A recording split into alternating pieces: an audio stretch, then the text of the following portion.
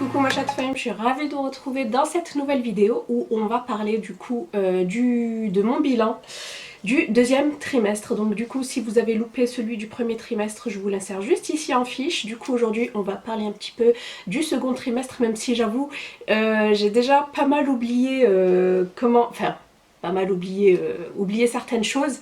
Du coup, heureusement que j'ai mon petit journal de ma grossesse, voilà, que j'avais pris sur Amazon, qui va me rappeler un petit peu tout ça. Et j'ai pris également des petites notes du coup sur mon iPhone pour pouvoir du coup me rappeler un petit peu de certaines choses, en sachant que là j'arrive à la fin pratiquement de mon 8e mois. Ça passe à une allure monstre. Hein, inutile de vous le dire, du coup voilà, je me suis noté tout ça et comme ça je vais essayer de ne rien oublier. Voilà, du coup avant de vous parler de tout ça, vous pouvez voir autour de moi que le petit, je dirais pas la chambre vu que bébé n'a pas sa chambre à lui tout seul pour le moment, parce qu'il va cohabiter avec nous les premiers mois de sa vie. Du coup là vous voyez la petite penderie avec certains de ses vêtements. Ici nous avons la commode avec le plan allongé et ici c'est ce dont je voulais vous parler. J'ai fait sortir une petite toile sur Lalalab. Voilà, une jolie petite toile, je crois que c'est du 30-30 si je vous dis pas de bêtises. Je vous mets la dimension juste ici et du coup on a fait le gender reveal au Maroc lorsqu'on est parti en fait pour le mariage de mon beau-frère. Et je suis trop émue en fait. Donc voilà, ça fait un moment qu'on connaissait le sexe et j'ai décidé de faire ça à mon 7e mois je crois. Ouais, j'entrais dans mon 7e mois, un truc comme ça. Oui, c'était fin septembre. Donc fin 6e, début 7e et puis voilà quoi, c'était trop sympa en famille et tout. C'est inoubliable et je voulais en fait, si vous voulez, graver ça dans nos mémoires, du coup avec mon petit fiston Amine, mon mari et moi-même avec les petits pétales bleus. Du coup voilà le petit gender reveal, ce qui est en fait le petit ballon qu'on perce pour révéler le sexe du bébé. Et du coup je vais mettre cette petite toile, je vais la suspendre juste ici en fait, au-dessus du meuble allongé. Voilà, ici nous avons le petit coussin allongé et là c'est des petites cartes en fait. Donc voilà pour ça. Je voulais absolument vous en parler avant de commencer. Du coup, on va commencer par ceci. Donc du coup, d'habitude je montre pas, mais je me suis dit bon. Voilà. Donc ceci c'est... Oh baby je suis trop émue. Donc ça c'est le cliché que j'ai eu lors de ma deuxième échographie que j'ai faite au 5e mois. Voilà donc le petit visage de mon bébé, de mon deuxième bébé d'amour. Et j'ai vraiment l'impression que c'est pareil que pour Amine, vraiment, parce que j'ai gardé en fait les clichés pour mon premier garçon. Et c'est pareil en fait, quoi. J'ai l'impression que ça va être Amine numéro 2. Donc voilà, je l'ai sorti et je l'ai collé ici. Du coup, pour cette deuxième échographie, me semble-t-il que mon mari était là, je ne veux pas vous dire de bêtises. Ouais, donc du coup, comment vous dire, vu qu'on est dans l'échographie, on nous avait prédit un garçon à 80% lors de la première écho du premier trimestre, du 3e mois. Et au 5e mois, dès que l'échographiste a posé l'échographe sur mon ventre, elle l'a vu direct, hein. Elle a dit c'est un garçon. On ne peut pas se tromper, donc du coup j'étais contente. Moi je suis contente en fait d'avoir un deuxième garçon, parce que du coup je suis rassurée, je sais comment, enfin j'espère savoir comment va se dérouler la chose. La fille, je vous avoue que je rêvais d'avoir une fille, je sais pas pourquoi. Comme quoi des fois les rêves ne sont pas prémonitoires et en fait ça me faisait un petit peu peur parce que voilà, la fille c'est la fille à son papa, mais c'est pas pareil, donc j'avais peur de pas pouvoir y arriver, ou alors que c'est n'importe quoi, hein, c'est des petites angoisses. Voilà, un bébé reste un bébé, mais je ne sais pas, je suis contente d'avoir du coup un deuxième petit homme. Voilà, du coup elle nous a dit qu'il était en bonne santé, qu'il dépassait un petit peu les courbes, hein. J'ai un morphotype. qui fait que je fais des gros bébés. Voilà. Enfin, quand je dis gros bébé, on s'entend, c'est Emine, quand il est né, il faisait 3 kg 780, donc ça dépassait de 280 grammes au lieu de 3 kg 500, un truc comme ça. Mais enfin bref, donc je fais quand même relativement des gros bébés, hein, voilà. Du coup, j'avais assez de liquide amniotique. Il mesurait je sais plus combien, bref. Donc voilà, cette écho, je l'ai faite le 26 août. Voilà, j'étais émue d'être sûre en fait. Déjà, on était content d'être sûr que ça soit bel et bien un garçon, hein, qu'on ne se trompe pas dans les achats que j'avais commencé à faire, même si je vous avoue que j'ai pas acheté énormément de choses. Et comme vous avez pu voir dans mes précédents vlogs, etc., j'ai acheté des choses assez neutres, comme vous pouvez voir ici, même si vous voyez un petit peu de bleu par-ci par-là. Voilà, on a quand même acheté du neutre, voilà, et le papa n'était pas là, du coup j'étais seule à cette deuxième échographie parce qu'il était en déplacement, mais sinon ça allait, je suis pas quelqu'un d'émotif ou quoi que ce soit, je suis quelqu'un de solitaire, donc ça me dérangeait absolument pas. Donc voilà pour cette petite écho, cette deuxième écho. Pour en revenir du coup au deuxième trimestre, du coup du quatrième au sixième mois inclus, donc 4, 5, 6. J'ai fait mes bilans mensuels qui étaient bons. Au niveau du diabète, ben ça va. Je m'y suis faite. Je me suis faite aussi au fait de se piquer 6 fois par jour. Même si des fois je le faisais que 5 fois, etc. Des fois je m'endormais avant, mais voilà, le plus important c'était vraiment au réveil. Là, ça s'est super bien régulé en fait, sans injection d'insuline. C'est ça qui me faisait peur vraiment, et que je supportais pas de toute façon, parce que j'avais essayé l'insuline, j'ai pas supporté, je faisais des malaises, etc. Donc c'était vraiment pas bon. Donc voilà, ce qui m'a énormément aussi mis la pression, c'est ce fameux test de la trisomie 21 qu'on fait, me semble-t-il, au 5e mois. Du coup, j'ai dû faire, j'avais peur en fait de devoir faire l'amniosynthèse. En fait, c'est ce prélèvement directement du liquide amniotique où il y a un risque en fait d'infecter le liquide amniotique, etc. J'en avais une peur bleue, j'ai commencé à me dire je vais avoir un enfant trisomique, etc. Et malgré ça, ben, j'ai quand même accepté parce que je me suis dit, même s'il est trisomique, ben, je le garde. En fait, j'ai cheminé dans cette réflexion et je me suis dit, mais ça change rien du tout en fait pour moi. Donc voilà, je suis en grosse stressée que je suis, on ne pouvait pas y écoper, hein. Donc du coup, ce qui est bien, c'est que maintenant est mis en place un bilan sanguin qui avoisine les 300 €, qui est pris en charge totalement par la sécurité sociale. Et il y a pas mal de tubes, hein, qui sont prélevés. Et du coup, si vous voulez, c'est revenu pratiquement négatif, hein, vraiment un seuil vraiment très très bas. Du coup, je vous imagine pas la délivrance en quelque sorte. Quand j'ai su que voilà quoi, ça allait, que j'allais pas avoir d'amniosynthèse et tout, j'étais super soulagée parce que ça me faisait super peur. Après, je suis quelqu'un de... J'aime bien savoir d'avance, etc. Et voilà, si c'était la fatalité, si je devais avoir un enfant trisomique, et ben, c'était hors de question d'avorter quoi que ce soit, hein. Ça m'a jamais effleuré l'esprit, au contraire. Je l'aurais gardé quand même. Voilà, donc gros coup de pression en fait au 4e ou 5e mois, je ne sais plus quand je l'ai passé. Mais voilà, super soulagée de ne pas faire d'amniosynthèse du coup et de ne pas risquer de perdre mon bébé et d'infecter en fait le liquide amniotique. Du coup, j'ai déclaré ma grossesse, je sais pas si je vous l'avais dit dans l'autre, j'ai déclaré ma grossesse, bon ils savaient déjà d'avance, hein.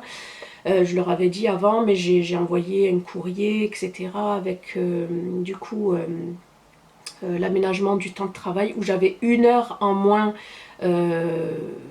Du coup, j'ai pas pu choisir, hein. En général, vous pouvez choisir, mais du coup, c'était un petit peu compliqué par rapport à mon roulement. Je pouvais pas commencer plus tard parce que c'était moi qui embauchais en premier, et je pouvais pas partir plus tôt parce que sinon, j'arrivais pas à terminer mon travail et ça, c'était hors de question. Du coup, ben, je l'avais entre midi et 2. Voilà, donc du coup j'avais en tout 1 h 30 plus 1 heure, ça faisait 2 h 30 où je pouvais manger, rentrer à la maison, manger et faire une petite sieste. Donc ça c'était vraiment pas négligeable. Voilà, donc voilà pour le début de mon deuxième trimestre qui a mal commencé, je dirais entre parenthèses, hein. Mais après voilà. Du coup, lors de mon deuxième trimestre, j'ai été témoin du mariage de ma copine. Ça s'est bien passé, hein. J'étais pas trop fatiguée, j'avais pas un ventre énorme, donc ça allait. Voilà, ce qui me stressait aussi, c'est qu'on devait en fait changer d'étage au travail, changer de résident, etc. Mais je suis, comme je vous ai dit, je suis une grosse stressée, mais ça s'est super bien passé en fait. Donc voilà les glycémies qui étaient stables. Ensuite, au niveau des prénoms, ça je pense que je vous ferai un petit tag. Parce que on ne sait absolument pas comment on va l'appeler. Quand je dis ça à mon entourage, ils ne me croient pas, me disent que je veux leur cacher, mais absolument pas. On ne sait pas. En fait, si vous voulez, moi j'ai plein d'idées, mais on s'est pas encore mis en fait d'accord avec mon mari. Voilà, on n'est pas tombé sur un prénom. C'est pas aussi, ça coule pas de source comme pour Amine. Amine, au 5e mois, on savait déjà avec mon mari qu'on allait l'appeler comme ça. Et on s'est mis d'accord, mais de suite, quoi. Tout de suite, direct. Et là, franchement, on a un petit peu de mal pour le deuxième, j'avoue. Donc, je vous ai demandé pas mal d'idées que vous m'avez envoyées sur Instagram. Donc, je pense que je vous ferai le petit... je sais pas comment ils appellent ça, comment ils appellent ça? Le baby name tag. Voilà. Je pense que je vais vous le faire, ce serait sympa. Voilà. Ensuite... donc les marqueurs séries que je vous en ai parlé, c'est pour la trisomie 21.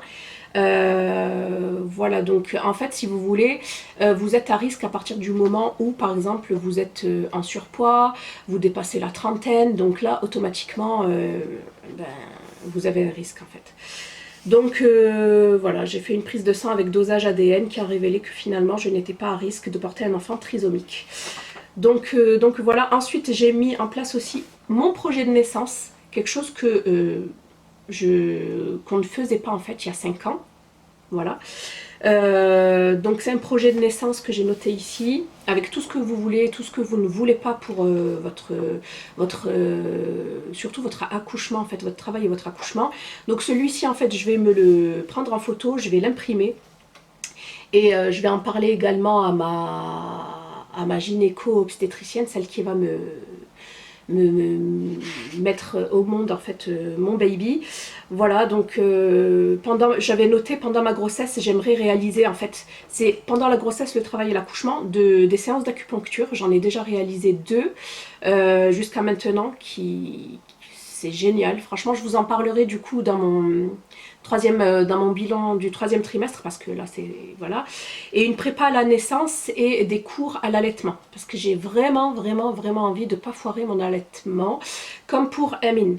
Ça me tient vraiment à cœur. Donc voilà, j'ai envie d'un accouchement avec le moins de douleur possible. Je pense que ça c'est voilà, c'est normal, plus facile et plus rapide que le premier. À ce qui paraît, ce sera moins pire que le premier, mais vous savez, moi j'y crois pas trop. Ce qui m'angoisse pour l'accouchement, c'est tout ce qui est appareillage en fait, tout ce qui est épisiotomie, forceps, spatule, etc. J'en passe, parce que c'est ce que j'ai eu en fait pour le premier, et césarienne. Malheureusement, je suis une personne à risque pour la césarienne par rapport à ce que j'ai pu avoir lors de ma première grossesse, et par rapport au diabète gestationnel également.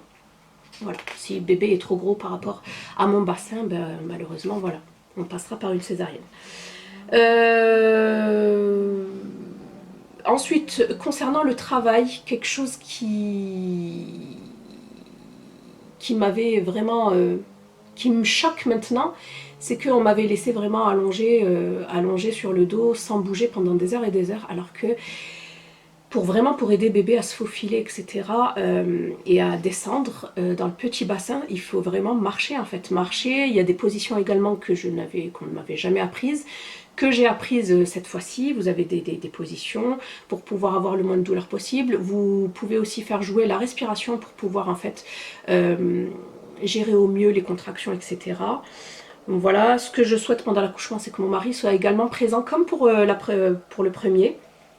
Et surtout être informé de n'importe quel geste chirurgical, ce qui n'a pas été le cas lors de ma première grossesse.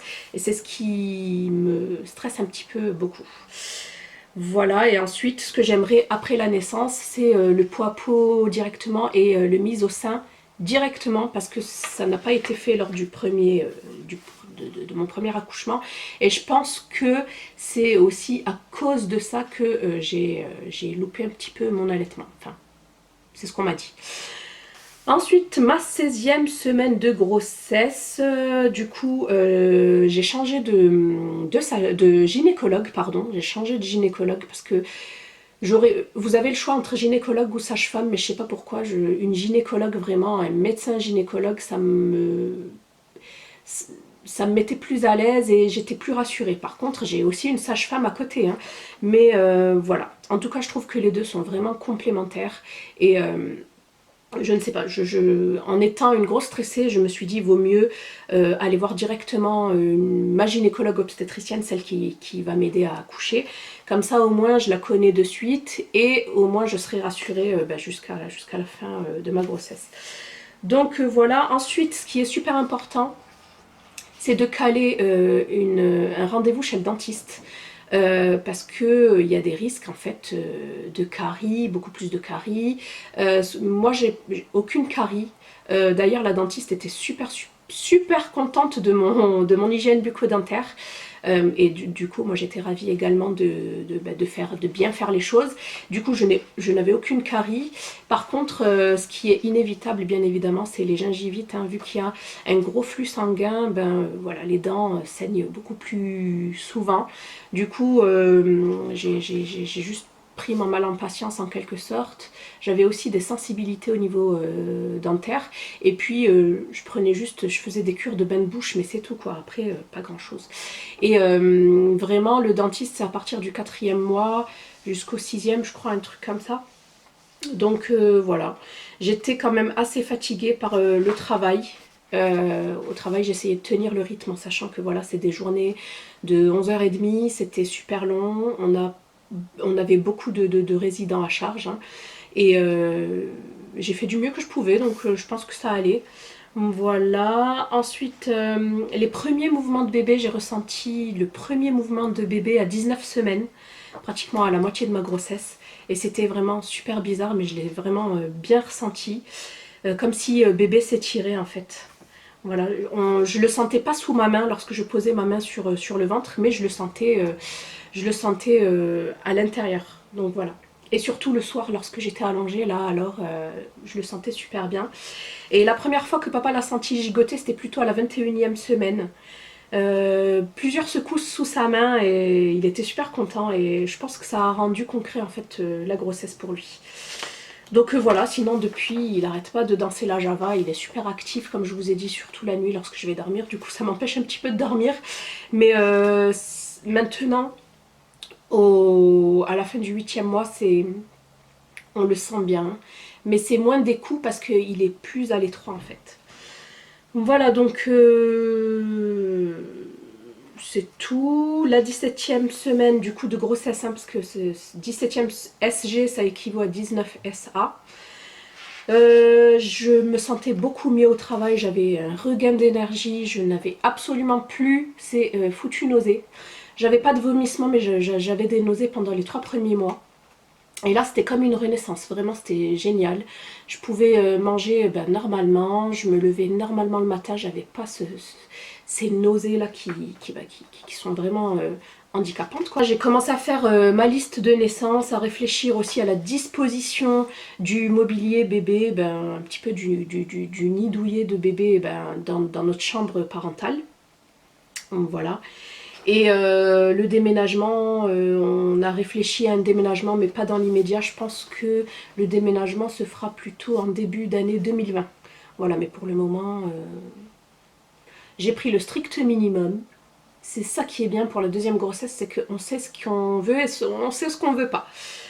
Voilà, du coup, je me suis fait plaisir. Je suis allée au cinéma, au restaurant, à la piscine. Voilà, franchement, c'est une renaissance, tout simplement. Vraiment, on se sent bien avec de l'énergie et on est bien, quoi. Voilà, donc le projet de naissance est fait, la liste de naissance est en cours, avec du coup, comme je vous ai dit, la réflexion sur l'aménagement du petit nid douillet. Voilà, et au niveau du coup 18e semaine, 20 semaines, au bout de la 20e semaine, du coup, on est bien, on se sent bien, on a de l'énergie, on n'est plus, enfin je n'étais plus nauséeuse et j'étais super contente de sentir les coups en fait de bébé. Voilà, ce qui me travaillait aussi, c'était la rentrée de Amine. Et à la gestion du travail, ça me stressait un petit peu. Voilà, c'était compliqué, mais on y arrive, on y arrive, on y arrive. 21e semaine. Du coup, j'ai fait mon bilan, c'est le bilan mensuel avec le test urinaire qui était bien. Voilà, et je me suis inscrite en prépa naissance en septembre. Voilà, donc j'ai été quand même pas mal fatiguée parce que mon mari, cette année, a été pas mal de fois en déplacement. D'ailleurs, à l'heure où je vous parle, il est encore en déplacement. Par contre, c'est le dernier. Je lui ai bien fait comprendre que c'était bien le dernier parce que là, je n'y arrive plus. Voilà, mais bon, c'est pas le sujet du jour. Donc, j'étais fatiguée parce que mon mari était en déplacement et je devais gérer du coup toute seule la maison, le boulot, le petit, donc je vous avoue que c'était pas évident, mais c'est faisable, hein, mais question d'organisation. Voilà, donc ma grossesse au bureau, ben, je l'ai annoncée dans un premier temps, dès les premières semaines à mon entourage proche, entre parenthèses, et à ma collègue avec qui je travaillais. Voilà, ils étaient tous vraiment super contents pour moi. Voilà, et puis concilier la grossesse et le boulot au début avec les nausées, c'était difficile, mais il m'en faut plus pour me décourager. Voilà, du coup, ce que j'avais opté pour une ceinture de grossesse en fait les premières semaines. Mais j'avoue que ça me dérangeait plus qu'autre chose, ça me faisait vraiment mal. C'était censé me soulager, mais en fait pas du tout, donc j'ai arrêté. L'heure en plus, du coup, entre midi et 14h, c'était génial pour dormir, et pas de manutention, ou tout du moins le moins possible, en sachant que, voilà quoi, dans le milieu où je travaille, c'est un petit peu compliqué. Ensuite, 22 et ça, ma deuxième écho, du coup, bah, je vous en ai parlé. Je suis mise en accident de travail depuis le 26 août. J'ai arrêté parce que depuis un mois, en fait, tout le mois d'août, j'ai passé le mois d'août pratiquement toute seule, avec 95 résidents à gérer, donc j'ai pris le plus possible sur moi, mais après je me suis dit non, c'est pas possible. Je me challengeais à fond, je me disais non, je vais m'arrêter au 7e mois, mais en fait c'est n'importe quoi. Parce que là, du coup, je me suis un peu plus écoutée et je me suis dit non, ne compare pas ta deuxième grossesse à la première. La première, ben, il y avait du personnel, même si on avait changé de clinique, hein, mais j'avais pas d'enfant en fait à charge, et puis mon mari était présent alors que là il est tout le temps en déplacement et que j'avais un autre enfant à charge quoi. Donc je me suis dit écoute, on s'arrête. Donc voilà, je me suis arrêtée à la fin du 5e mois je crois, début 6e, un truc comme ça. Voilà, donc ce qui était très bizarre, c'est que je me sentais très énergique, mais d'un côté, j'avais des phases où j'avais un regain d'énergie et des phases où j'étais totalement fatiguée. Hop, ce que j'ai eu aussi durant ce deuxième trimestre, c'est beaucoup de brûlures d'estomac, mais c'était atroce quoi. Donc heureusement que j'avais du Gaviscon. Voilà, ça me soulageait un petit peu, donc ça allait. Et du coup, ce que j'ai fait, c'est que je ne mangeais plus de plats en sauce le soir et j'évitais vraiment de manger des grosses portions le soir. Je mangeais plutôt les grosses portions à midi et je mangeais plutôt léger le soir. Voilà, j'essayais de faire attention à ça. J'ai ressenti des gènes au niveau de la vessie lorsque bébé tapait dans la vessie, bien évidemment, mais sinon au niveau urinaire ça allait, hein. Je n'allais pas uriner toutes les 5 minutes. Donc voilà, et pas de reprise de travail du coup parce que je m'étais fait mal au bras, je m'étais pris en fait la poignée de la porte coulissante dans le coude et ça m'avait grave fait mal. D'ailleurs j'ai une tendinite et à chaque fois ça revient et ça me fait super mal. Voilà, ensuite j'ai remarqué que je faisais aussi énormément de cauchemars, hein, vive les hormones. Donc ouais, beaucoup de cauchemars. Ce que j'ai fait... qu'est-ce que j'ai fait d'autre? J'ai aussi fait ma préadmission, j'ai choisi la maternité où je voulais accoucher. Je n'ai pas choisi la maternité près de chez moi, j'en ai choisi une autre, de l'autre côté. Parce que voilà, celle qui est à côté de chez moi, je savais pas trop, j'avais pas entendu que de bons échos, donc je me suis dit, tu sais quoi, bon, j'ai l'embarras du choix en fait. Ici il y a l'hôpital, il y a la polyclinique, il y a la clinique, il y a la polyclinique, Il y a Bordeaux Nord, il y a Rive Droite. Donc du coup, moi j'ai choisi, j'ai pas choisi l'hôpital, j'ai pris... En fait, l'hôpital, j'en ai gardé vraiment un très très mauvais souvenir pour mon premier accouchement. Donc je me suis dit que là, j'allais y mettre les moyens et que j'allais aller dans le privé. Donc voilà, du coup, j'ai fait ma préadmission à la maternité. J'ai donné tous les papiers, au moins ça c'est fait. Et j'ai pris du coup rendez-vous avec une sage-femme libérale pour pouvoir commencer en fait tout ce qui est cours, préparation à la naissance, acupuncture, etc. Donc voilà, rien de spécial sinon. Après, qu'est-ce que j'ai noté d'autre? Oui, du coup, cette année, ça a été un truc de dingue. 3 mariages et j'ai pu assister aux 3 mariages grâce à mon médecin qui a pu en fait me délivrer un certificat. Surtout pour le dernier, parce que le dernier c'était short au niveau de la compagnie aérienne.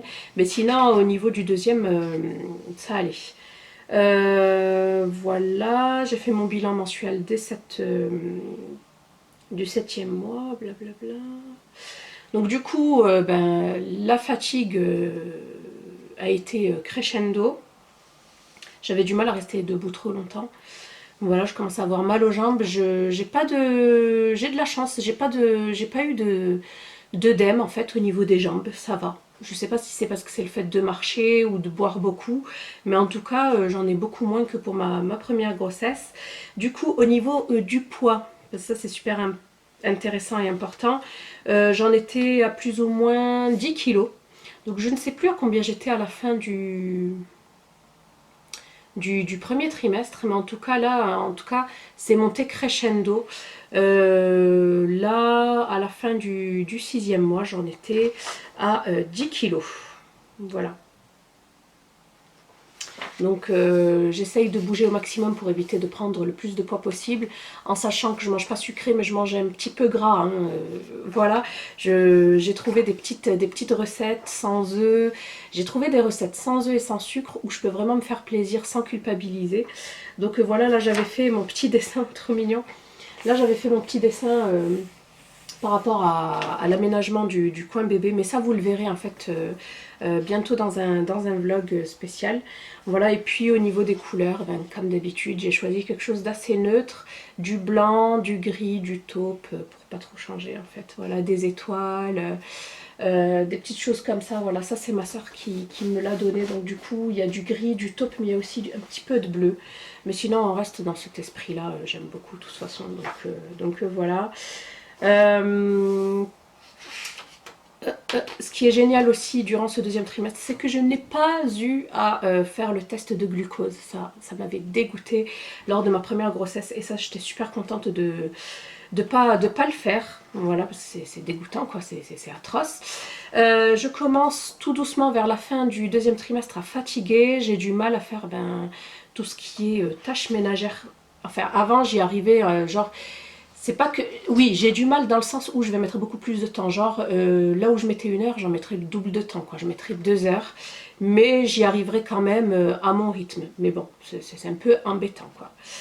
Voilà. Ce que j'ai remarqué aussi, c'est que j'avais la peau du visage qui me démange, alors que c'est quelque chose, c'est un symptôme dont je ne me rappelle pas pour la première grossesse, mais là, vraiment, ma peau qui me démangeait énormément. Donc du coup, j'ai arrêté tout ce qui était crème, sérum, etc. Et je suis vraiment passée à quelque chose de naturel que je vais vous montrer de suite. Que j'en ai testé plein et du coup là pour le moment en fait, parce que j'avais celle de chez Clarins mais que je trouve trop épaisse en fait, trop huileuse.